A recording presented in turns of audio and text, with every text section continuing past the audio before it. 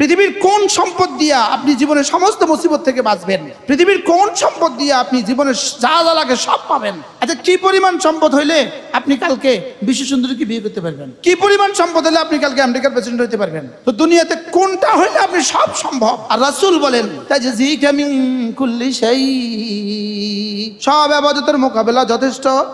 2 নম্বর যা যা লাগবে যথেষ্ট। 3 নম্বর যত ক্ষতি আছে বাঁচার জন্য যথেষ্ট।